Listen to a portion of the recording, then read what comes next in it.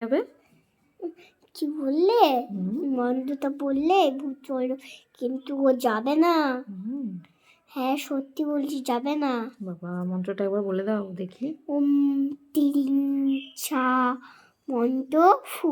যাবে না তাও। তাও যাবে না? না, এই মন্ত্র বললে যাবে না। তাহলে কি মন্ত্র বললে যাবে ভূতটা?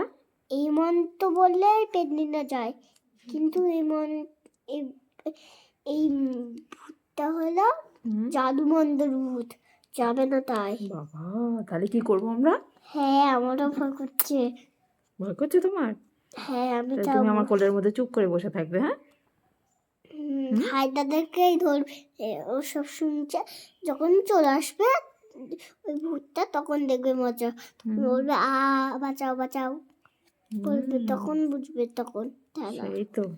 হ্যাঁ, এত ভূতের সিনেমা দেখে ওরা, হ্যারি পটার দেখে। আমি তো রাত্রিতে এই ভূতের সিনেমাই দেখি না, আমি অন্য কিছু দেখি রাত্রিবেলা। তুমি তো ভালো মেয়ে, হ্যাঁ ওই জন্য তো। আর দিদিরা পচা। হ্যাঁ, একবার যদি আমি আমাদের সামনে যাই, এ দেখো ছাদে থাকে তো, আমাদের মাঝে মধ্যে আসে আমাদের ছাদে। তোমাদের ছাদে আসে? হ্যাঁ, মাঝে মধ্যে আসে। মা ভয় পায়, আমার মা। ও, তুমি ভয় পাও না? না, মা ভয় পায়, তাই তো?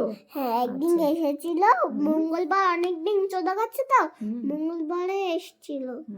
তারপর মা ছাদে উঠেছিল তো মুছিটা ইয়ে করার জন্য, আমার কলাও হয়ে গেছে। গাছে কলা হয়ে গেছে? হ্যাঁ, তুমি দেখোনি? না।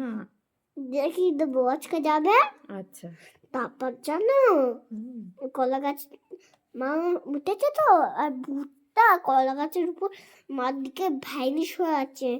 মা দেখতে পাচ্ছিল, তখনই মা আসল রূপে চলে আসে ভূতটা।